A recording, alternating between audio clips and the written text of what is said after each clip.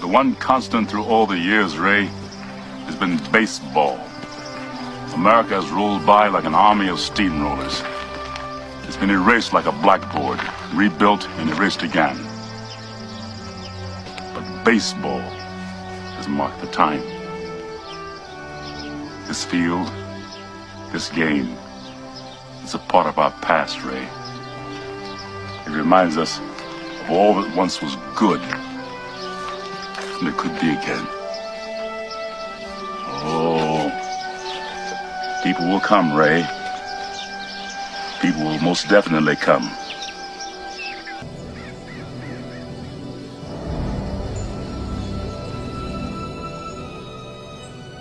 Is this heaven?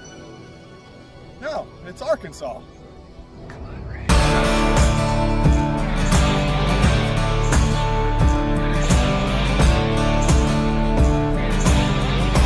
Hey guys, as you can see, we're back in the shed for this episode of our Drunken History.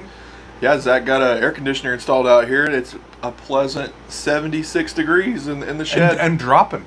Yeah. Dropping. We are celebrating this fine summer evening by talking about something we've had a couple episodes where we've talked about baseball. We don't want to beat a dead horse here, so if you guys are tired of baseball, just let us know. Yeah. But until then, man, we're both baseball fans, and tonight we are going to talk about the Field of Dreams. As most of you know, last week was the Field of Dreams game between the Reds and the Cubs, and we got the idea while we were filming and we were watching it to do this episode and cover a great American movie covering a great American pastime. That's right. Well, our last baseball episode, the beer and baseball episode, it was its first week. It had more downloads than any other episode in its first week that we've done so far. So it's been by far our most popular episode today. Thank you for that, guys. We appreciate it. We appreciate it, yeah. And we had a few comments and people commenting saying how much they liked the episode. And I don't know if it was the beer, I don't know if it was the baseball, maybe a little bit of both. But so I know I like both. We'll do another baseball episode, and like Zach's saying, it's a great movie. It has a good story behind it, and then the game associated with it too. And with Yellowstone right now, Kevin Costner is all the rage. Oh yeah, all the rage. It even gets to touch a little bit on that. Yeah, a little popularity. That's right. I don't know how many times you've seen Field of Dreams. I've probably seen it 25 times. It's one of my favorite all-time movies. I haven't seen it in a while, but I've seen it probably 8 or 10 times. Yeah. Yeah. It gets a little sappy, and then they milk it a little hard. But I just never, when it's on, I can't change the channel. I love that movie. Yeah.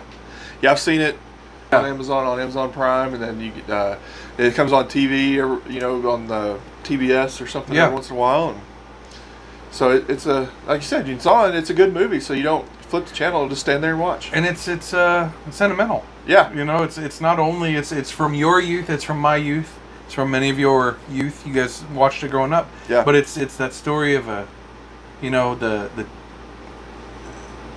and your dad butting heads, and then when they play catch at the end, it's a tearjerker. Yeah, finally kind of get to resolve some unfinished business kind of thing with his dad. Yeah. And it ended up being and then how it ends with the cars all showing up and watching it. That's a really interesting story how they got that scene. Oh, really? Yes. Okay. I'll tell you all about it. Okay. So, Field of Dreams was filmed in 1989.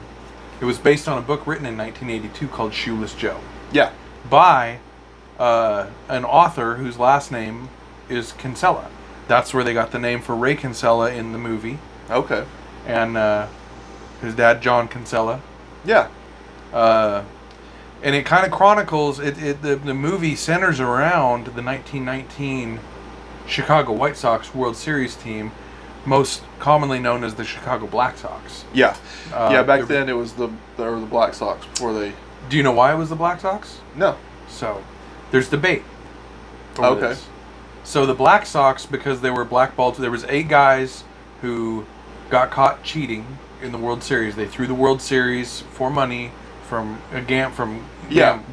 They guys were betting on the game on the series, and they They threw the series to the Cincinnati Reds. Oh, okay. In 1919. The owner of the team, Charles Comiskey Park, Okay, yeah. was where they played 1910 through 1990 is where the White Sox played Yeah. in Chicago. So he was an ass. He was a real shitty owner. Okay. And he had been a player. You know, he played in the 1880s, I think it was. Okay. But he was such a penny pincher. He would not pay to launder the uniforms. He wanted the guys to pay to launder their own uniforms, and they wouldn't do it. So their uniforms just got dirty.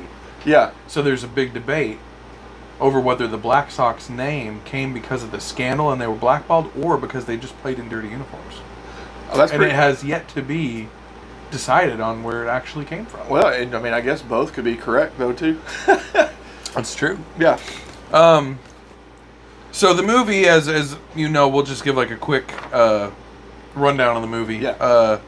Ray Kinsella is a farmer in Iowa, and he's a corn farmer, which is why we get a little bit of Gentleman Jack here. Also because Shoeless Joe Jackson was kind of the face of the 1919 Chicago White Sox scandal. Yeah. Even though it's debatable on whether he actually participated in it.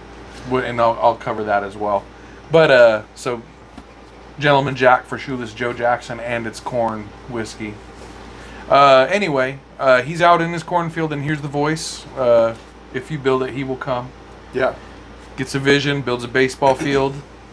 Yeah, he hears the voices throughout the film, and it changes. Yeah, and then he thinks he's going crazy at first, and he I don't remember exactly how he finally determined that he needed to build a field. He had a vision. He was out at the corner, and he just looked over, and a field showed up and then disappeared. And that's right. Yeah. Yes. So he plowed his corn under, leveled it, put in stadium lighting, put in a baseball field. Never knew what was going on, why. Yeah. The seasons passed, and then all of a sudden, Shoeless Joe Jackson was out there playing baseball in his outfield. And he invited the rest of the Black Sox. They invited other teams, or the other individual players from other teams. They hosted games out there, but only those who were worthy, I guess you could say, could see them. Other people couldn't see them. Yeah, because there was like the brother-in-law. He was like the banker or whatever. He was a dick. Yeah, he was an asshole in the whole movie. Yeah, he was trying to take their farm from Timothy Busfield, I think is his name. Yeah. He was at the end. He was like, "I'm going to take your farm." Like your own brother-in-law is working for the bank, trying to foreclose on your property. That's pretty shitty. The movie stars, as we said, Kevin Costner. Amy Madigan is his wife. James Earl Jones plays Terrence Mann. Ray Liotta is Shoeless Joe Jackson, and it was kind of sad, but also cool in a way because he died just before the game this year. Yeah. So they did a lot of things honoring Ray Liotta. And Burt Lancaster played Archibald Moonlight Graham. Oh, yeah. And that was his last film role that he ever took. Really? And he actually initially didn't want to be part of it, but one of his friends was a huge baseball fan and talked him into taking the part. Interestingly enough, Kevin Costner was not the first choice. That's right. To play Ray Kinsella. He had just did the Bull Durham movie, so they doing a back-to-back baseball movie. Yeah. Do you know who was initially offered the role? No, who was? Tom Hanks. Oh, okay. And Tom Hanks read through the skip. He turned down the role. Still read through the script. And in an interview, he said, "This will be this generation's It's a Wonderful Life." That's cool. He fell in love with the script. Yeah. Kevin Costner, they did, and eventually they offered it to him, and he jumped on it. And he actually helped produce the film. Yeah. That's pretty neat, because I think it was it's one of those things like you hear about other actors that read for a role or were considered for a role. Yeah. But I really can't see anybody else but Kevin Costner in that. And I love Tom Hanks, and he would have done amazing. He would have done great. He can sell anything. The guy's just a phenomenal actor. I don't think one of his movies I haven't liked. Was I don't know. I like them all. I like them all. So. Yeah, it's like with Tom Hanks. Speaking of him, with Forrest Gump, he won the Best Actor Academy Award for that. Well, they offered that role to John Travolta first before. I didn't know that. Yeah, and Travolta turned it down. And I could not picture Travolta being Forrest Gump. I like some of Travolta's shit, but not all of it. Yeah. But Tom, you can't go wrong. You can't go wrong with Tom Hanks or No. Kevin Costner. I mean, they're both. Yeah, I agree. Both gold. So as we said, the movie is, one of the big key things is the Black Sox. Do you know, out of that scandal, one of the things, the most interesting things that nobody ever pays attention to? That scandal is what led to there being a single commissioner of baseball. Really? Okay. Yeah. So before that, there was like I read about this, the National Baseball Commission, and it was the owners got together and voted on shit. Okay. Well, due to this whole Black Sox scandal, they decided to bring in one man to get the integrity back in the sport. Yeah. And it was a guy by the name of Judge Kennesaw Mountain Landis. That's a mouthful. It's a name, yeah. Yeah. And he chose, even though they had public hearings about all this, and the guys were eventually acquitted, which is bullshit because they did cheat. He barred them from ever playing in the major leagues again, and barred them all from being in the Hall. Oh yeah. In the Hall of Fame. Shoeless Joe was one of the best players in the era. Yeah. In the teens, the 19-teens era. He has a career batting average of .356, which is the third best of all time, behind Ty Cobb and Rogers Hornsby. Okay. Yeah. Which is, how can you not put a guy like that in the Hall? Yeah. The thing is, he initially admitted to taking a $5,000 bribe. Okay. And he stated that he never met and this was all in front of a grand jury. He stated that he never met the gamblers that were behind the whole thing. And then he later recanted his admission. Yeah. And then denied until the day he died that he was ever involved in it. Well, so back then though too, you think of it, baseball players they didn't make a lot of money. They didn't. Baseball didn't pay very well. $5,000 was a lot of fucking money back then. That's what I'm saying. $5,000 is a lot of money to me today. Yeah. Well, so back then, a lot of baseball players worked normal jobs too, because a lot of guys were selling cars and they didn't have railroads and shit in the off season to make ends meet. Yeah, because they didn't do like the brand deals and sponsorships and stuff like they do now. And so, especially $5,000, you could buy a new house for $5,000 back then. Yeah. So I could see the conflict of interest. It'd be tough to turn down. It would be real. I would have to, and I didn't even think about looking up the today's value of the inflation, what it would be. Yeah. But it's got to be a lot of fucking money. Oh yeah. $5,000 that's a chunk. Yeah, I remember when we did the World War II episode, it was, because that was from the 1940s, it was like 30 times what the value was, so it's probably even more than that. Oh, way more, yeah. So yeah, you're probably looking at probably $150,000 equivalent nowadays. Yeah, that's a chunk. Yeah. Due to this, there were 8 guys that were part of, and they made movies about that. Charlie Sheen was in one, 8 Men Out. Oh yeah. But it was Chick Gandil was kind of the force behind this. He really was. Yeah. Even though everybody thinks of Shoeless Joe just because he was the guy, Chick Gandil was the guy that was leading the charge on this gambling thing.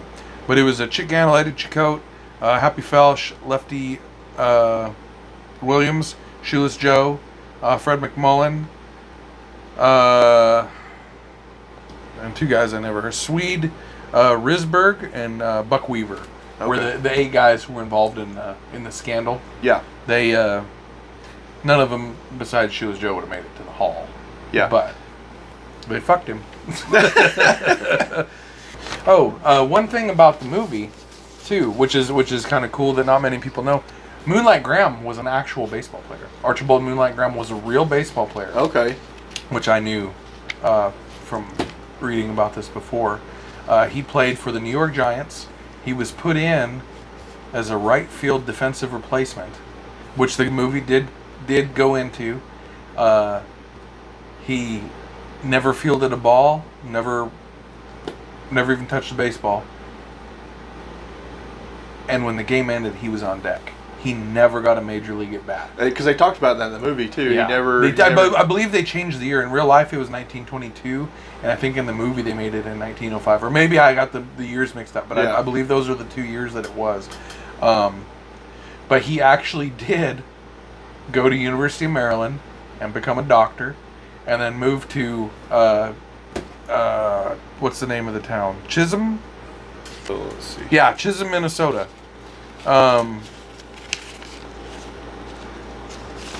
That's great how they can tie in actual events and actual history with it, though. And that was all part of the book. But one of the cooler things in that not many people know too is Terrence Mann, James Earl Jones's character, yeah, was based on J.D. Salinger. Okay. And in the book, it's J.D. Salinger, who wrote Catcher in the Rye. I'm sure. Okay. Yeah. A lot of you know. I could listen to James Earl Jones read the phone book. Yeah, he's got that booming voice. Yeah. But the funny thing is, J.D. Salinger caught wind that they were going to use him in the movie, and he threatened to sue for the use of his name in the movie. Yeah. And so for the movie, they changed it from J.D. Salinger to Terrence Mann. Yeah. So and why would you not want to be associated with this amazing film? He was afraid he wasn't going to get his cut. So so then he pulls some sort of litigation, and it gets completely cut. Yeah. And it would have. Like, I know J.D. Salinger's pretty well known anyway. Yeah. But it would have made him popular again with. Yeah.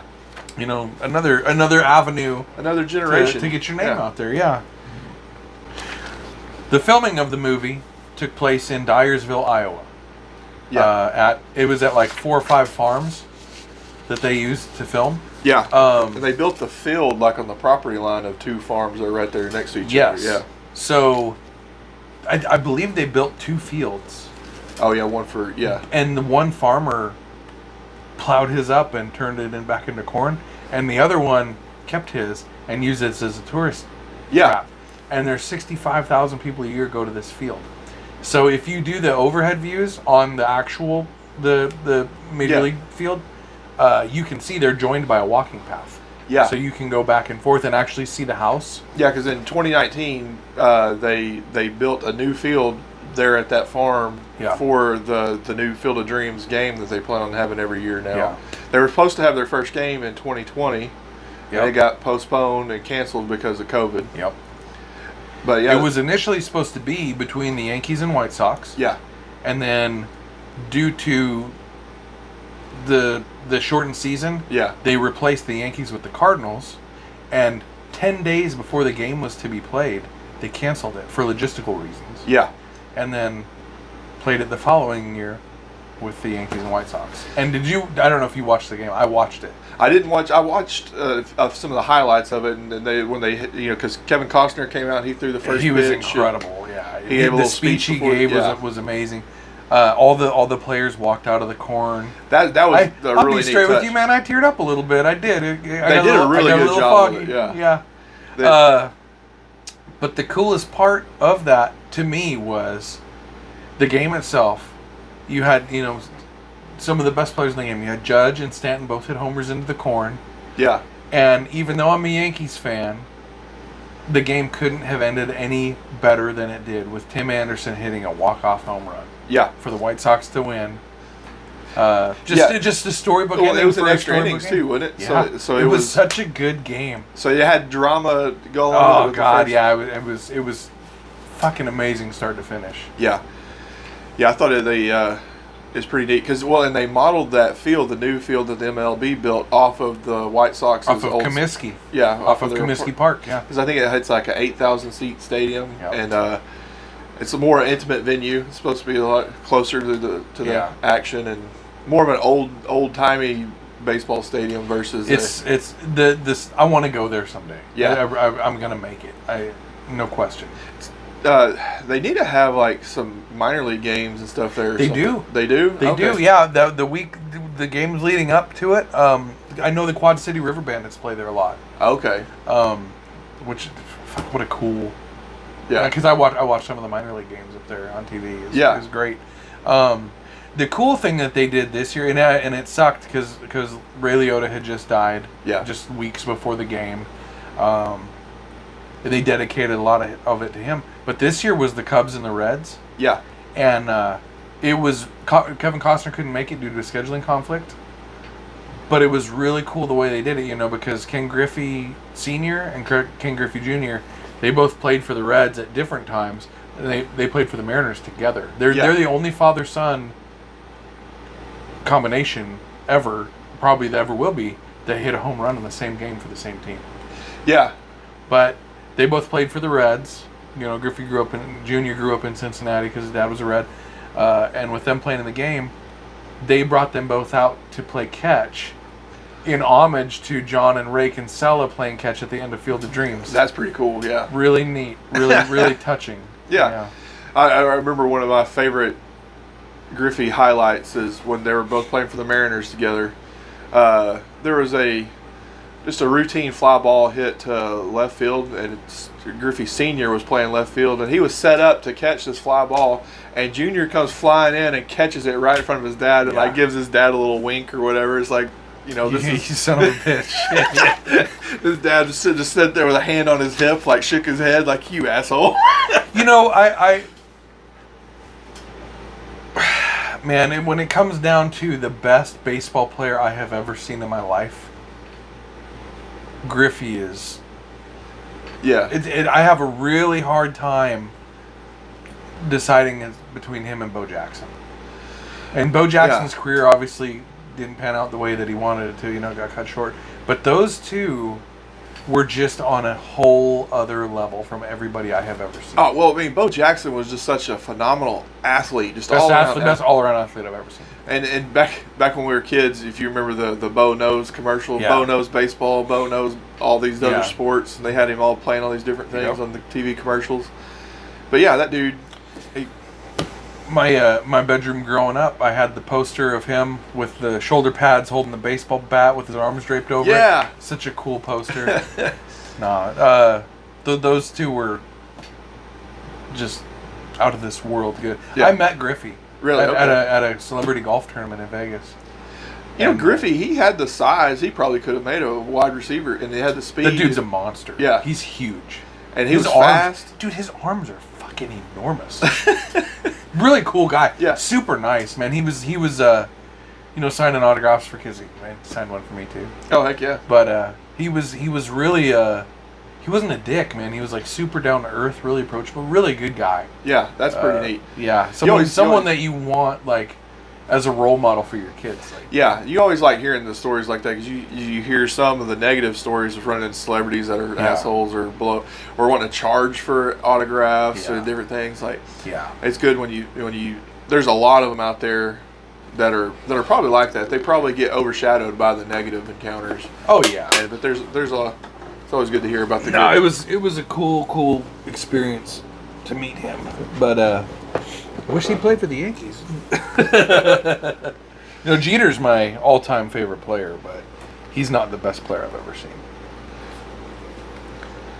By the way, if you guys haven't watched The Captain on ESPN, do it. It's a awesome series. It truly is just a.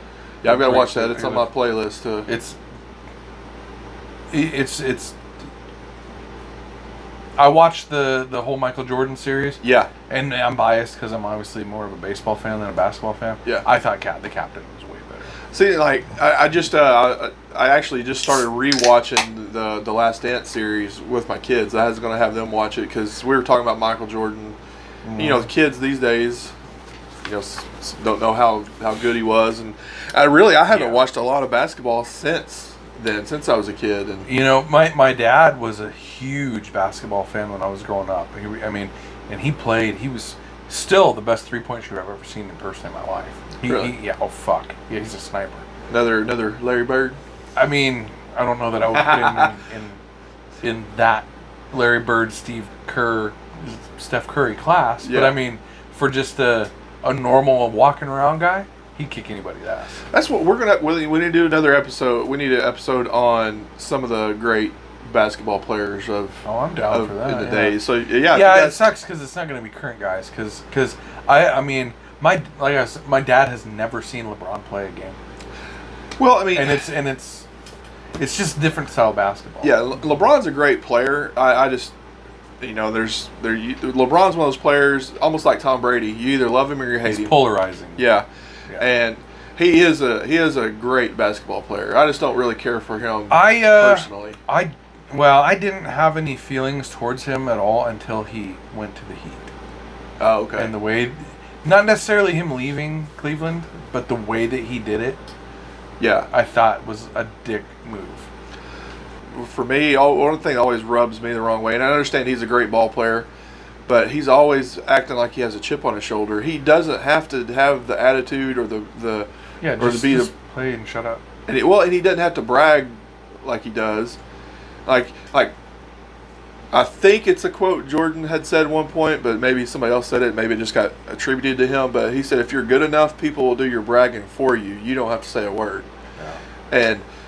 And LeBron is good enough for people to brag for him, but he's always running his mouth. How do you think Jordan would do in today's NBA? I think he would do great. I know there's an argument about how athletes are different now than what they used to be, but at the time, if you watch Jordan play, he was like a man among boys a lot of times on some of those games because he was such a better athlete than some of the teams around him. I think he would kick the shit out of these guys today. But he's definitely a way more physical player, a tougher player. Well, nobody plays defense anymore. Well, exactly.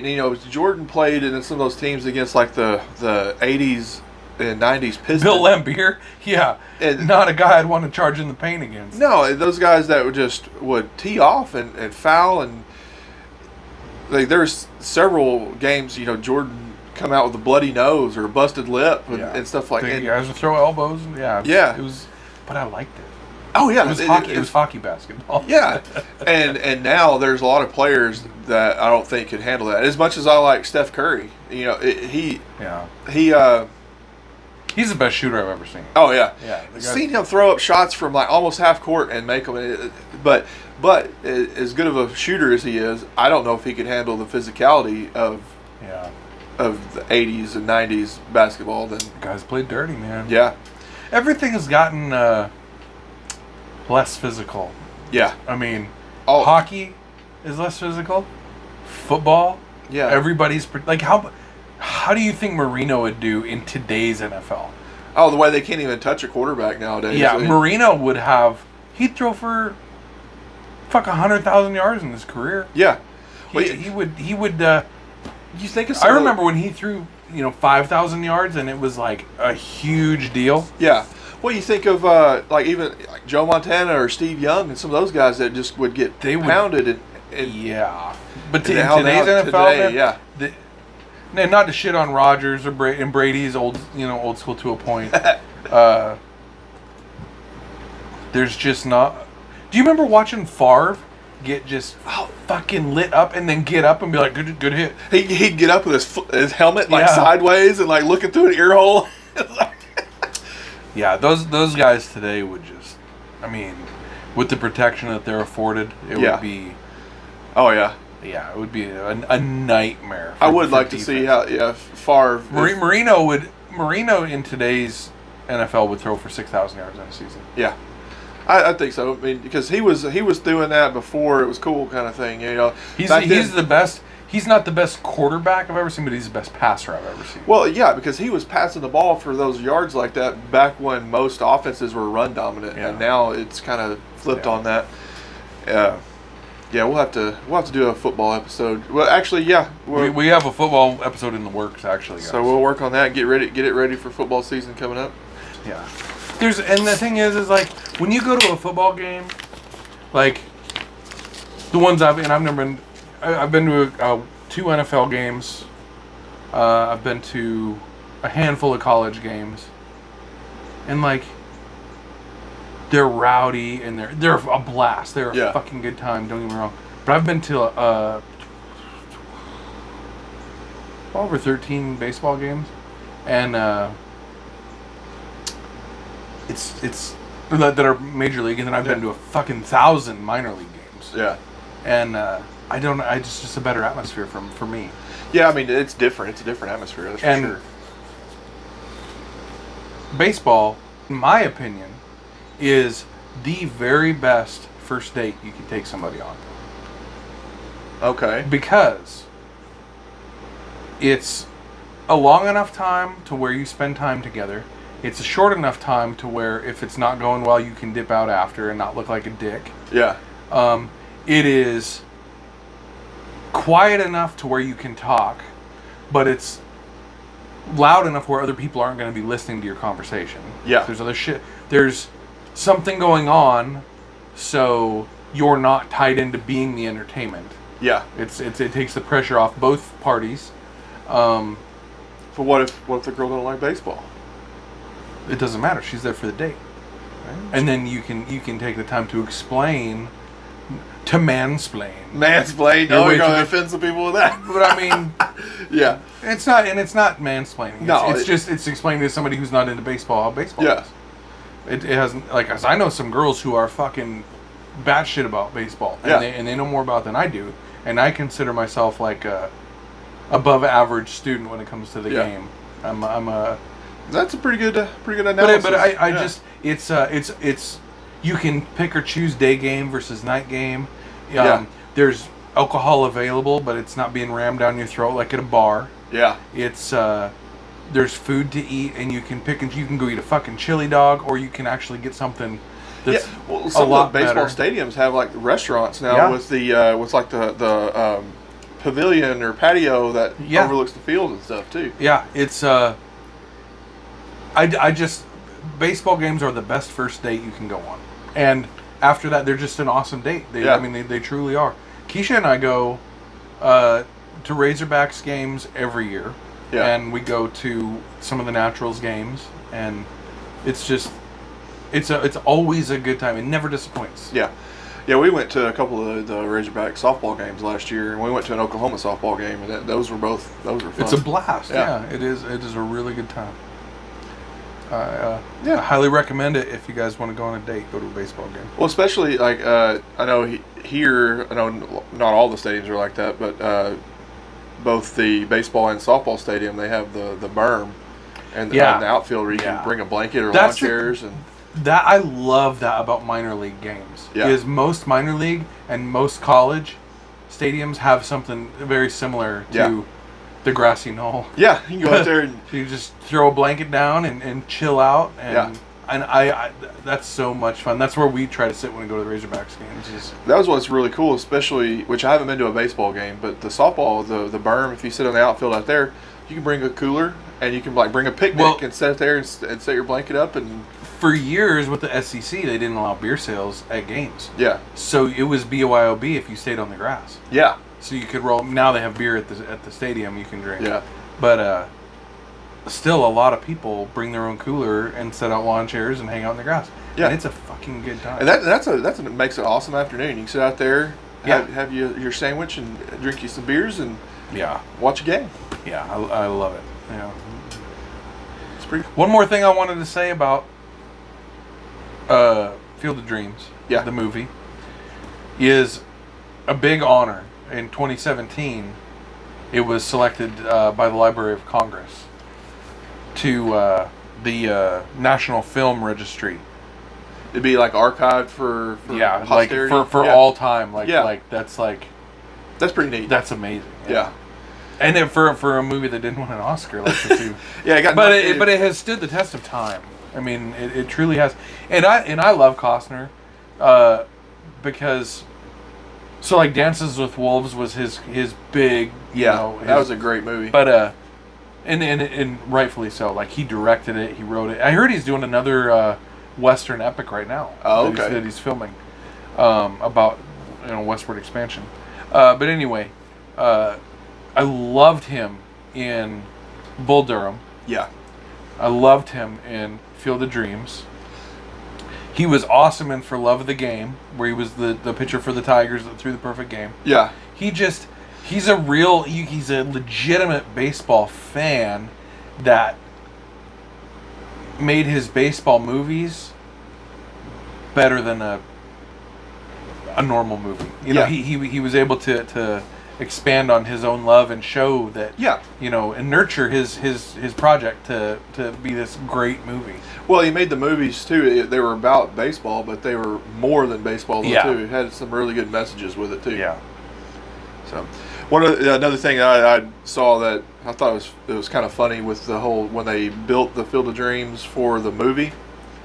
Like I was saying, they built the main ballpark on the property line between two farms, and it was mainly on one farm, but like the left field and center field was on a neighboring property. Oh, maybe that's what I read. Is one field, two property, not two fields. The other family, after the filming was wrapped and everybody left, that one property with the outfield, they had, like you said, they had plowed their and regrew corn and regrew the corn, and the other family set up a tourist attraction, and so that family they grew corn for a year, and then when that family realized that their other family was making a bunch of money off of tourist attraction, they rebuilt their outfield portion and then set up their own tourist shop out there too.